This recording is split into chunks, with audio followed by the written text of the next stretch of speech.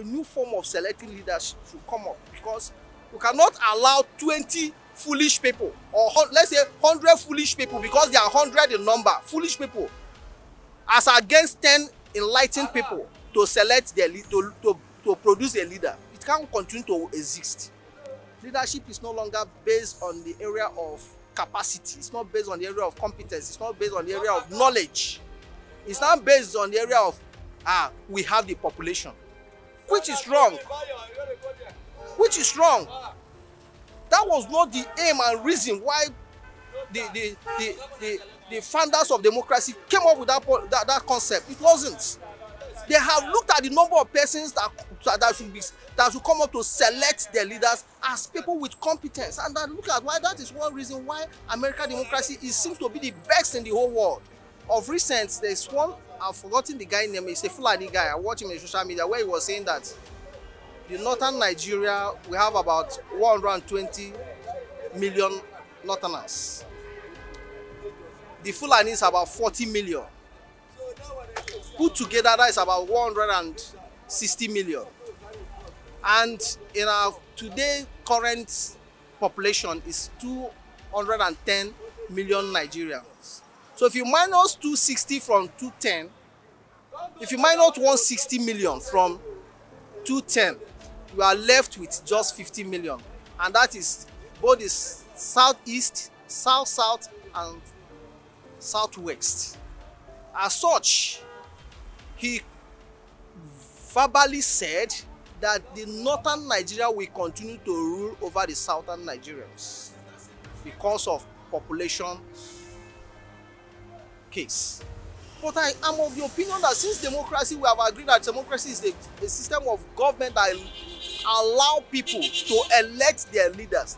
Why people like Abraham Lincoln came up with that policy was because the society as at that time is a society of liberals, those with liberal mind, a society of educated people.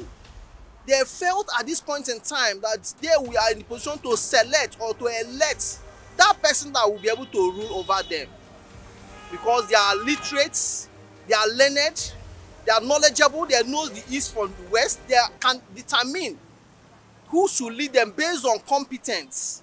They will be able to know this person should lead us based on his capacity.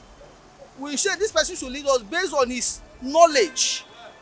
As such, this number of persons select or elect their leader through the process or the means of government called democracy. Today in Nigeria, electing our leaders through the same process, for me, is no longer fashionable. Why I say so is that Nigerian populace, so many of them have not even taken their time to understand what leadership is all about. As such, selecting their leader or electing their leader is just mere pushing them around. They have not been able to harness the reasons why this person should be able to lead us. They have not been able to check the person's competence. They have not been able to check this person's capacity. All they know is just go and vote him. Abraham Lincoln, people that came up with this theory, gave it a thorough reasoning to select their leader through a process called democracy. Today, the process of democracy has been over. In fact, the aim and purpose of democracy has been eroded. It has been messed up. For me, a new form of selecting leadership should come up. We are saying no. As a thinker, I felt it's no longer fashionable at this current dispensation. I felt as a thinker, we should continue to reason in terms of developing and bringing out the best of human content in leadership. So democracy, for me, is a rubbish system. For me, I'm not in support of democracy as a system of government any longer, because I have looked at it from in-depth analysis. The way they are seeing democracy in Nigeria, the way they are running democracy in Nigeria is not the way the architects of democracy, the way they fashion it, their purpose and aim of coming up with that concept of democracy has been create the send security to go somewhere to fight injustice. What they will do, they will bribe them to go and do different things instead of them to go and do the right thing they're supposed to do. They will not do it. That's the challenge we have in Nigeria. Our leaders betray us. They used to use us instead of using us to do the right work. The president has given the marching order to the service chief. You have been hearing that before. It's not proactive. If it's proactive enough, he should be able to not only practice, it's not proactive, it's not sincere with the fighting of insurgency. Because there's no, if you give a marching order and you are sincere with what you are doing, they'll be able to pull down the bandit and in short, they are not bandits, they are terrorists. You can imagine how people went to Nigerian Defense Academy. Terrorists, banditry. They kidnap a military officer, kill some military officer, they pass through the gate. Nigerian Defense Academy is a place where you cannot even pass through the gate, not to talk of a banditry pass through there. What were the soldiers doing there? So the federal government is not sincere with insurgency. The president is not sincere. If he's sincere, there is no way he will give a marching order to Nigerian military that they will not defeat the banditry or the terror. Who are they? They are bloody civilians. It's because they are not sincere with the fighting of insurgency. That is why. So they should be sincere and do what is needful. Recently, they kidnapped what they did at the Kaduna. If it was in the east that they kill the soldiers in the barrack and go away with some military officer, what will happen? They will start killing all the people in the east. But right now, they are silent. We are not hearing anything. So the president is not sincere with the fighting of insurgency. It's not just giving order without any result.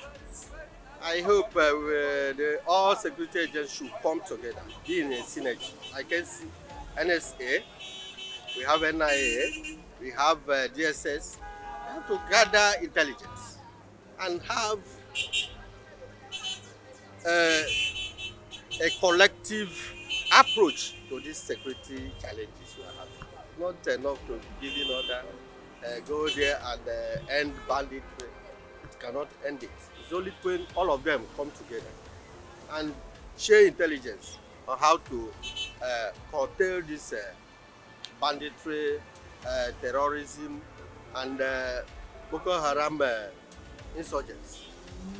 And it is not enough again to say that these are bandits. You know the meaning of bandits and you know the meaning of terrorism. Bandits are just people who hang around the bush, but these people have very sophisticated weapons which they use to kidnap, terrorize the entire society, including top government officials, and they are calling them bandits. They have exceeded the status of bandits. Recently, I was watching a Facebook. I saw police officers saying that federal government is not giving them marching order to fight the insurgency. That they are not sincere in what they are doing. So not that, or maybe they just give them marching order. When they get there, they should just pet them and withdraw back. So that is what is causing. That's why people they keep killing. And this is what President Buhari promised us that when Goodluck Jonathan was about to lead that he's going to fight the insurgency to the end, and there'll be nothing like that. But right now it's worse. People are dying like chicken every day. It shows incompetency of the president. So something is done about it, and the service chief, they should be able to do their job. But the command, if the federal government is sincere, the president is sincere, I believe the service chief will be able to conquer them. About whatever that I have seen on newspaper head, Nigeria know all the news editors. I don't know whether they are cross-checking or giving us whatever they have in mind. Understand me? To just come out and write. Or if they are giving us a clear and good news, that is news that can even make some of our Nigerians to be happy, not to give us anyhow. Okay, for instance, now they say that about Nnamdi Kanu. Okay, how can Gumi leave what to suppose Nigeria leave about what is happening in North and go about Nnamdi Kanu? Igbos are doing this and doing that, and again, whatever that you have, they have to say talk about Nnamdi Kanu, that they give. If they want to do all these things in another or in an amicable way, let them go underground. Give whatever, call a spade a spade. Not that to go and rob Peter to pay Paul. Are you getting me?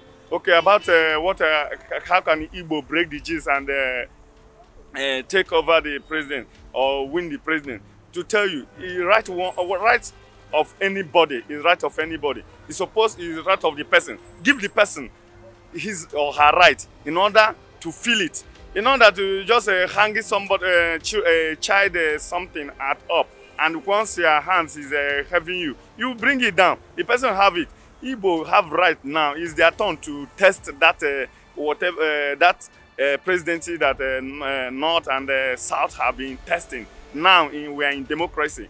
But meanwhile, as Igbo are going to proceeding to do that, let them forget about.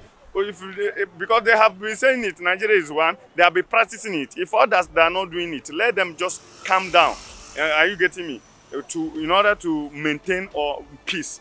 If they are not going to maintain peace, or if they are peace, if anything going to happen onto that, let Igbo go and stay, because they have already time in court of what court? They have already got let me say 30-something years. They have their right to go if they want. Now, I know protocols of teachers, how to follow and teach some people. The service chief, they don't have to even to let anybody tell them what they're supposed to do. If you let anybody to tell you what you're supposed to do, which means you are not in right position to be on that. Service chief is supposed to start immediately as you just taken over to the office. You're supposed to write immediately. Stand on your feet and solve some certain things, because they know the business they are doing. That's why they're remaining adamant or feeling ignorant of not to do what they're supposed to do. We as people, we are now looking at the system we are running in Nigeria. It's not producing leadership we want.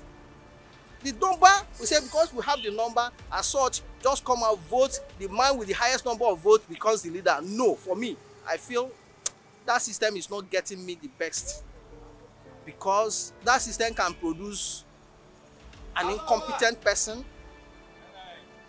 just because that person comes from a region that has the highest number of voters. So what system do you think? I felt, yes, you asked a question, the system we are going to adopt, for me as a person, is a system that provides second chance. Such as the way it's being run in America, where they say the electoral college, where another set of persons, we can now choose after, maybe let's say, okay, this person, you have gotten the highest number of votes as a president of the country, you have gotten the highest number of votes. Now another set of persons can now determine who leads the country as the president, where a system like in the cabinet system of government, where the rep members or National Assembly members or professionals, like professionals with, let's say, for example, MBA can say, okay, MBA, National Bar Association, and Nigerian Bar Association can, vote, can be given maybe 100 slots. Medical Association of Nigeria can be given 100 slots. All professional class in Nigeria can be given 100 slots. Teachers, Nigerian Union of Teachers, 100 slots. All the professionals, including market women, including farmers, everybody 100 slots after our general election. These 100 slots, you people will now go back and determine that person who will be the president among the 3 top candidates. Maybe after the general election, you have 3 top candidates with highest number of votes, 1, 2, 3. Then providing additional opportunity for these 3 people to be elected based on these professional arrangements. That is what I think.